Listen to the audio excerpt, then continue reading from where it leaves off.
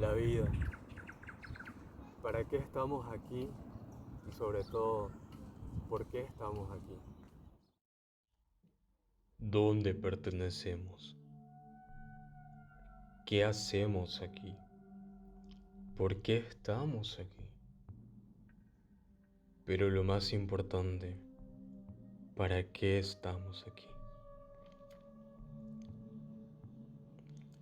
Y de pronto, un día nacemos y morimos, nada más. ¿Y en qué? Las flores renacen pero se marchitan. Las estrellas brillan pero eventualmente se apagan.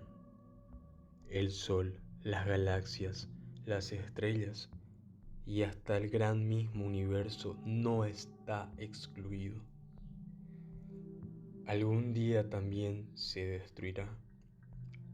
Comparado con eso, la vida del hombre es tan efímera como un simple parpadeo, un escaso momento.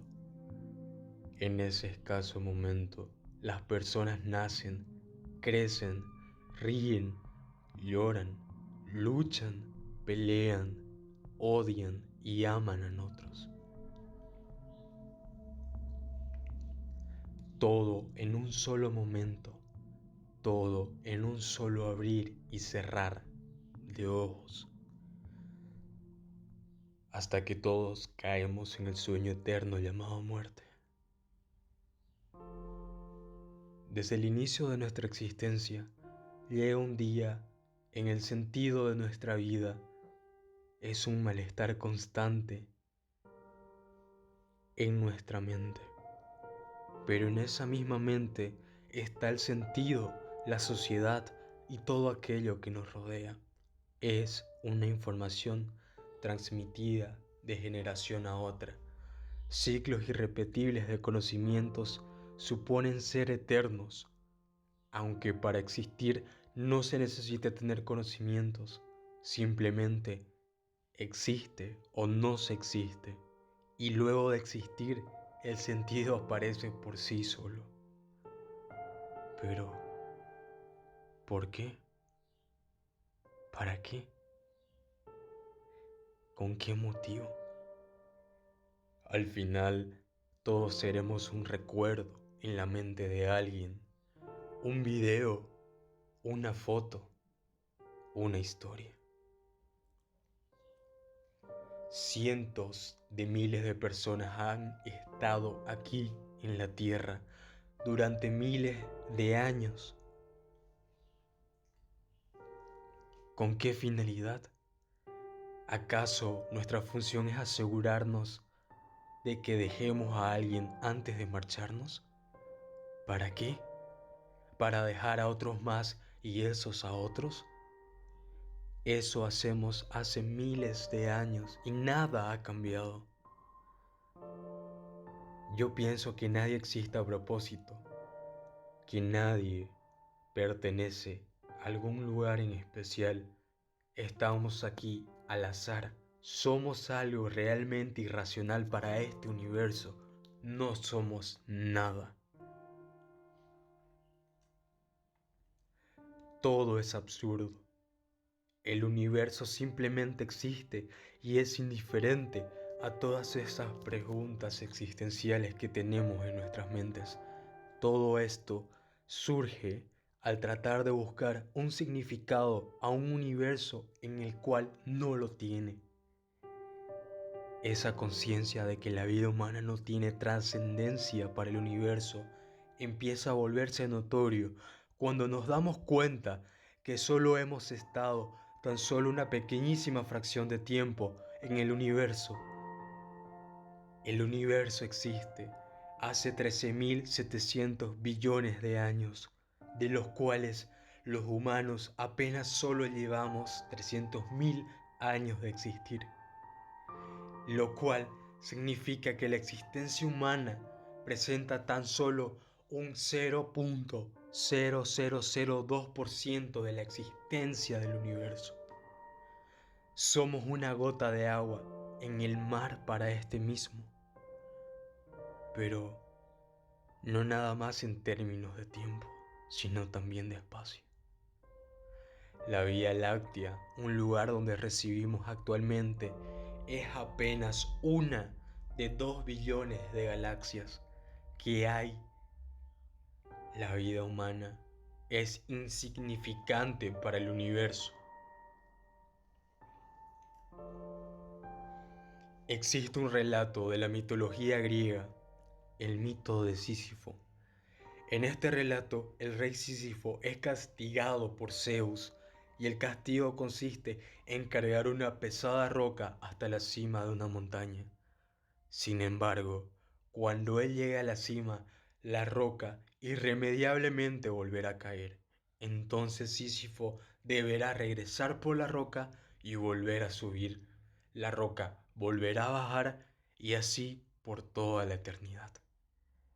La crueldad de este castigo de Sísifo consiste en lo triste, inútil y sin sentido de su trabajo. Por lo tanto, si nos ponemos a pensar y a analizar, llegaremos a resumir de que esto presenta lo inútil y sin sentido de la vida humana. Trabajar, comer, dormir, repetir. Trabajar, comer, dormir, repetir. De alguna manera, todos somos Sísifo. Nuestras labores diarias que realizamos en nuestras vidas son en muchas instancias sin sentido e inútiles. Muchos de nosotros siempre nos preguntaremos cuál es la solución a estas preguntas filosóficas.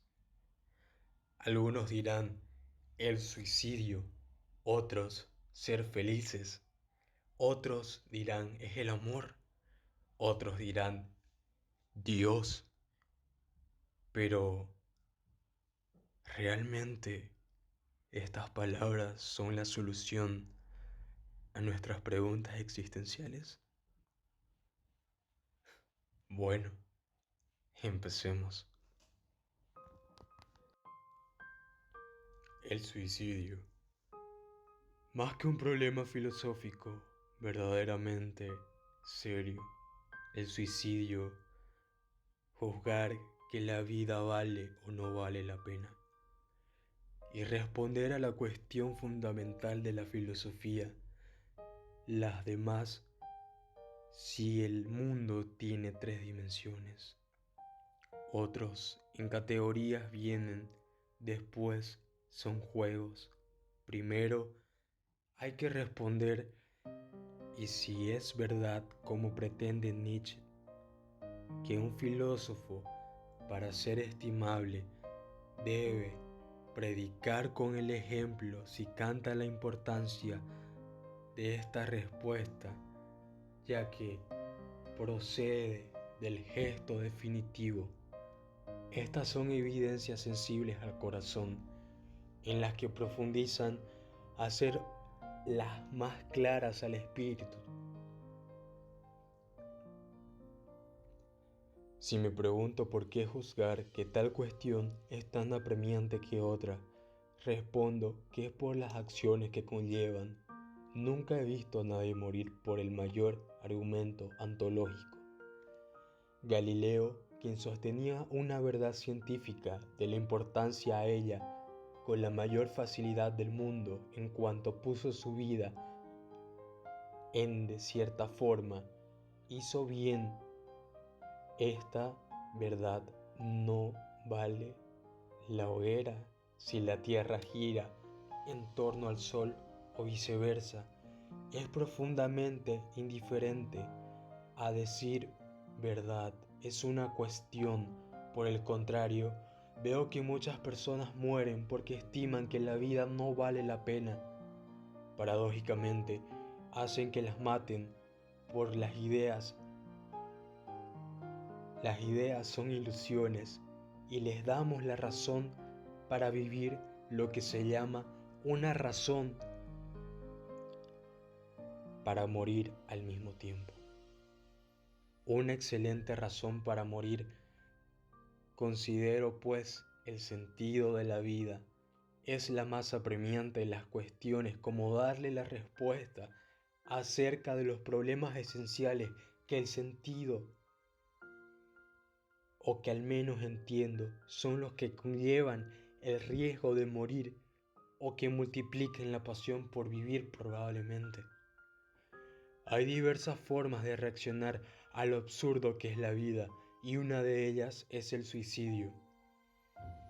El suicidio es la respuesta para aquellas personas que no comprenden el mundo y que se ven rebasados por este mismo. El suicidio mayormente se da en aquello en lo que depositamos nuestra felicidad, ya sea en un familiar querido, cuando perdemos nuestra salud, cuando perdemos a una pareja amada, el dinero. Aquello que para nosotros es la razón de vivir, se puede volver también la razón de morir al verlo perdido. El apego a la vida suele ser más fuerte que todas las miserias del mundo, y aunque juzguen que la vida no vale la pena ser vivida, son pocos los que se suicidan. Esto se debe a que el querer la vida no implica más que el que se la quiera. En este hecho radica el que expongamos nuestros comentarios en este artículo, la esencialidad del querer, a la luz de la voluntad de vivir y la voluntad de morir. ¿Aquello que queremos es realmente la vida? ¿O simplemente vivimos para liberarnos de ella? Existen suicidios decididos desde la lucidez y la plena conciencia de la repercusión que la muerte podría causar en el ámbito familiar y social. No han de considerarse, por lo tanto, fruto de la alineación o del egoísmo.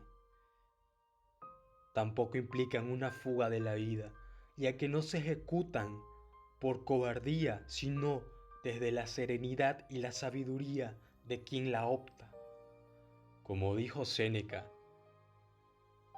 no por escapar, sino por salir voluntariamente de un escenario al que uno se ha visto obligado a subir sin que se le solicitara su consentimiento.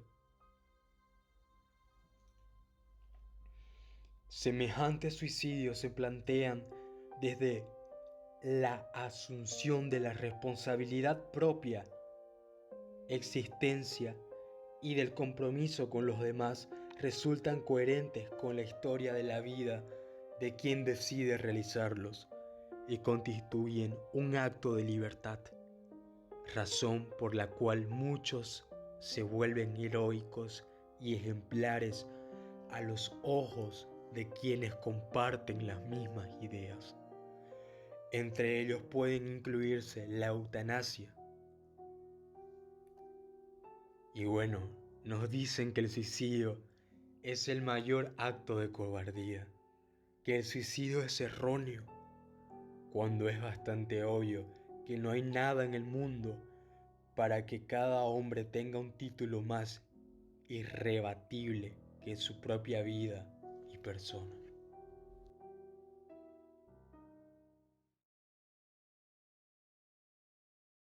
La felicidad no existe, pero ¿qué quiero decir con esto? La felicidad simplemente es un concepto que es subjetivo, que tiene mucha referencia a que tú tienes que estar con alegría, con júbilo, con algarabía.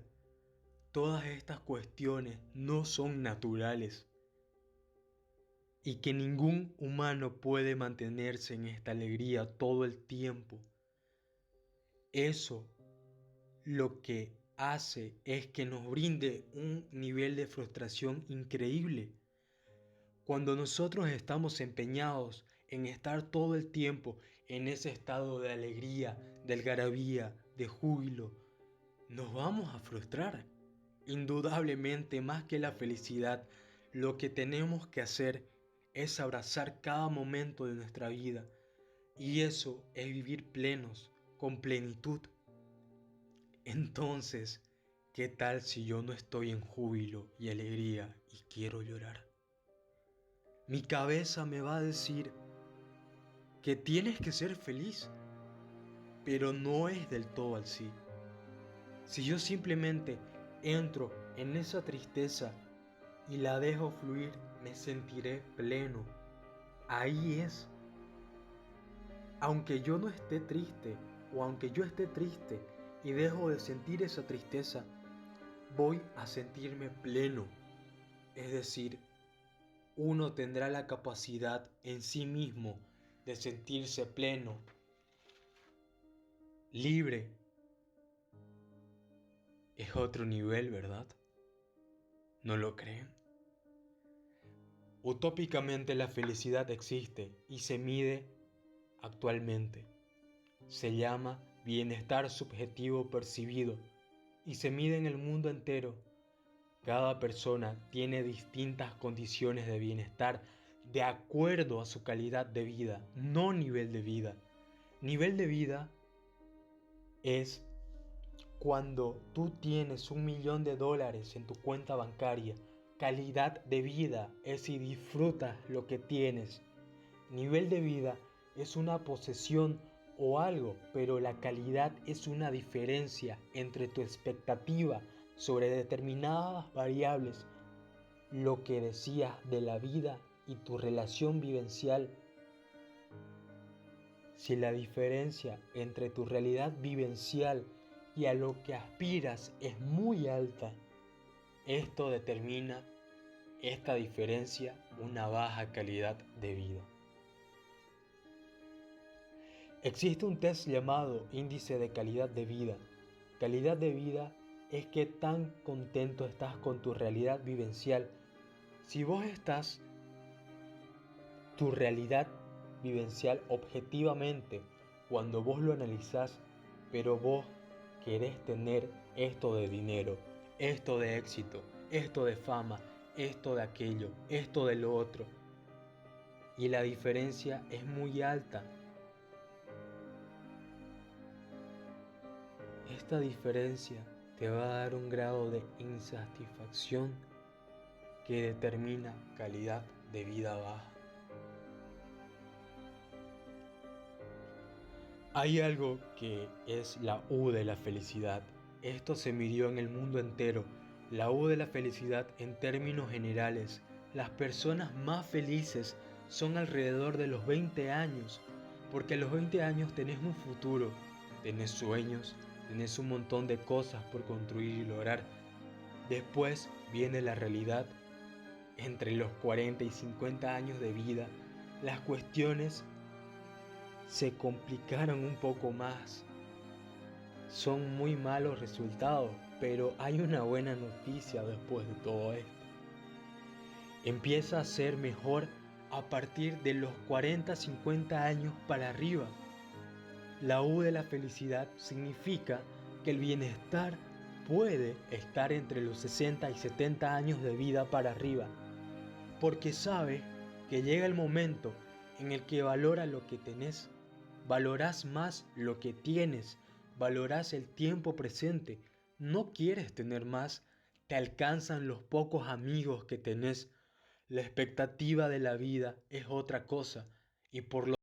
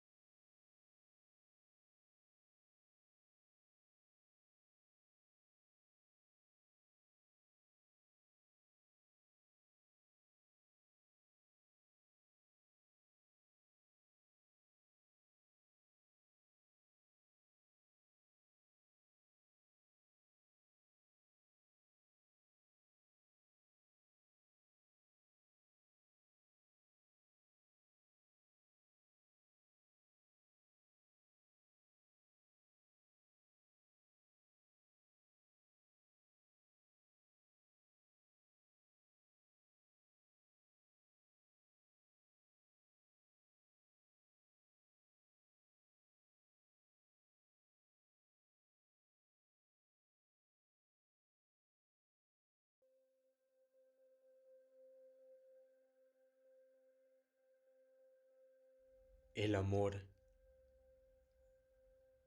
¿Realmente existe el amor?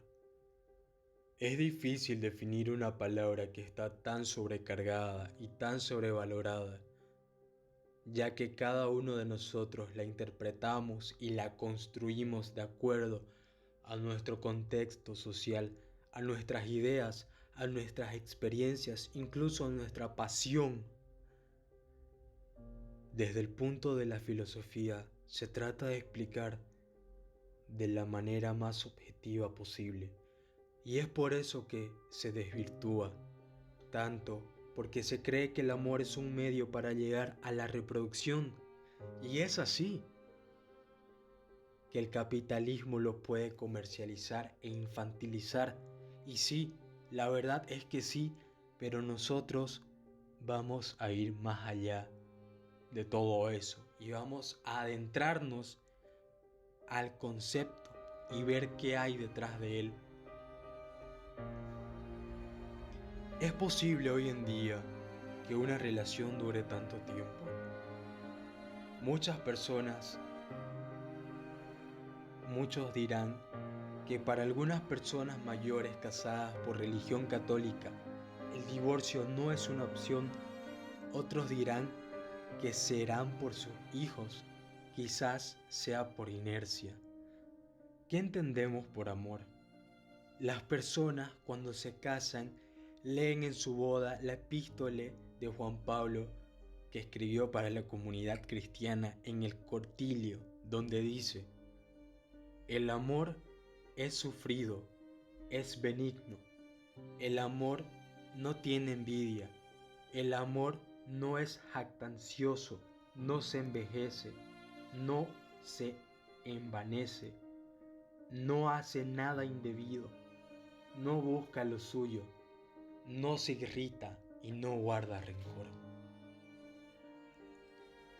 En la Biblia el amor es escrito como ágape, pero también lo conocen como filia o eros.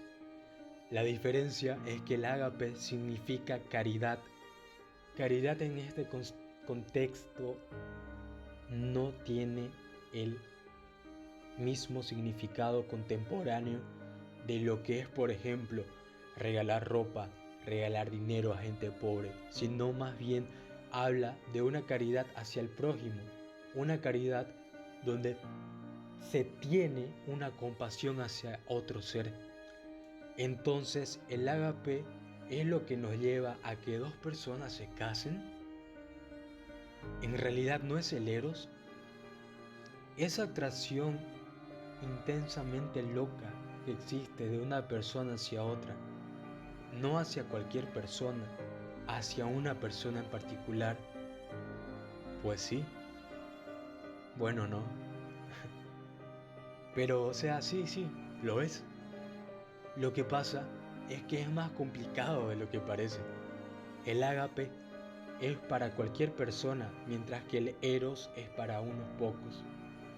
Lo interesante aquí es que cuando combinamos los dos, cuando hay una caridad hacia el objeto de atracción, es aquí donde el amor, al menos en su esencia, nace. Un filósofo muy importante, Schopenhauer, nos dice que el amor es un ardir de la naturaleza, de tal modo que somos juguetes de la misma voluntad que nos lleva a reproducirnos, pero debemos entender que hay muchos organismos en el cosmos que se reproducen, unos de manera sexual y otros de manera sexual. ¿Y qué creen? Hay una especie que lo hace sin igual, sin paralelos en el cosmos. En este contexto, lo que nos distingue no es la racionalidad, sino la imaginación. Transformamos el sexo en arte, transformamos el sexo en erotismo. La imaginación es un método para transformar algo tan simple como lo que es la reproducción en algo estético y en algo bello. ¿Cómo es posible que somos animales eróticos? Es muy simple. Dos funciones principales de los seres humanos es el lenguaje y la reproducción. A través de la imaginación hacemos que el lenguaje se vuelva poesía y que la reproducción se vuelva en algo erótico. El erotismo es una poesía del cuerpo y la poesía es un erotismo del lenguaje. La finalidad del sexo es la procreación y la finalidad del erotismo es placer. El placer no solo fisiológico, sino también estético, proveniente de la dimensión psíquica y entrelazado con lo cultural y lo simbólico, de tal modo que el erotismo busca el cuerpo y que el cuerpo busca el alma.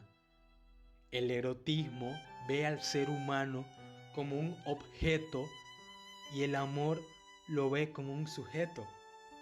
Y de hecho, si no es que nos ponemos a pensar, de ahí viene la famosa frase del fuckboy, el que ve a las mujeres cada una con diferentes variaciones para llegar al mismo punto que es el placer. El amor es una atracción misteriosa hacia un sujeto que transforma al objeto en sujeto. El amor es algo involuntario. Es como si te cayera una pared entera y contra semejante peso no puedes sucumbir ante esto. Pero aquí llega la pregunta, ¿por qué se termina el amor?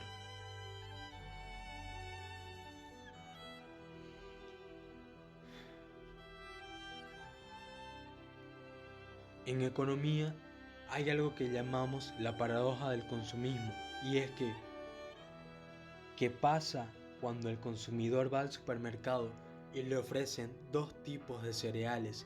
El consumidor los prueba y elige al final de cuentas una, o al menos en teoría eso debería pasar.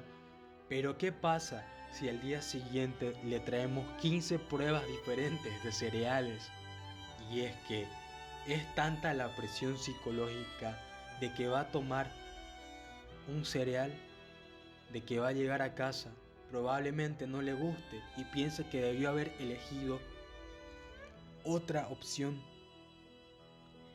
Y entonces, para evitarse ese pensamiento, mejor no compra ninguna.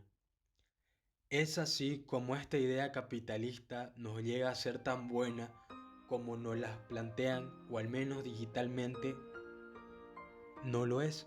Al estar en nuestro celular, deslizamos un perfil tras otro, elegimos una persona y pensamos que si no nos gusta, podemos elegir otra y otra y otra, y que siempre va a haber miles de personas para deslizar. Es así, que entre más opciones tenemos, dificulta el proceso de enamoramiento de las personas, o al menos su idea vaga de lo que es el amor. Nos enfocamos tanto en buscar el amor que cuando lo tenemos no lo disfrutamos o lo valoramos.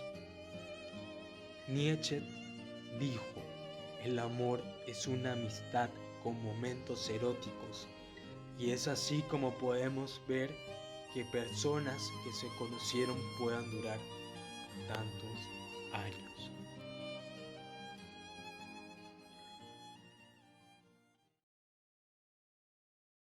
La aceptación. El esfuerzo mismo para llegar a la cima, para llenar un corazón de hombre. Hay que imaginarse a Sísifo dichoso. Para afrontar lo absurdo que es la vida, no nos queda otra opción que aceptar que la vida es absurda, pero aún así vivirla con alegría, entusiasmo, compasión, creando arte, siendo hombres y mujeres libres, y todo ello sabiendo de que nada de lo que hagamos tiene alguna trascendencia. La alegría y la pasión de vivir deben ser signos de nuestra rebelión contra lo absurdo que es la vida. En mi opinión, todo esto es una vía que propone una felicidad, una alegría y una libertad, que propone la satisfacción con lo que se tiene, aunque sea poco, o como herramientas para afrontar un mundo que no tiene sentido, un mundo que a veces percibimos como injusto, pero no es porque el mundo sea injusto en sí mismo, sino por nuestras expectativas humanas de justicia que depositamos en el propio mundo. La forma de vivir que propone estas palabras que dije es vivir la vida con pasión, es dejar de andar buscando el significado y simplemente vivir con intensidad, sin las añoranzas de vidas futuras que nos distraen del presente. Casi todas las ideas expresadas en este video vienen del ensayo El mito de Sísifo, La voluntad de Schopenhauer, Cartas a un amigo alemán, El amor desde Kant. Esto muestra una perspectiva individual.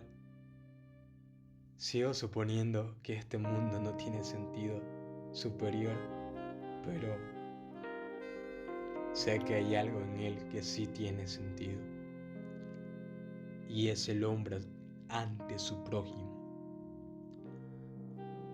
porque ese encuentro le da sentido a todo.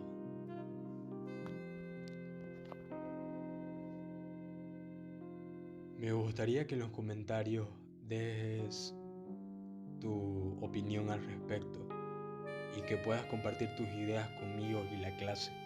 Te espero, adelante. Me gustaría saber las opiniones de todos mis compañeros que acaban de ver este video. Con un gran saludo me despido cordialmente de todos ustedes. Espero que haya causado un gran impacto en sus vidas. Hasta pronto.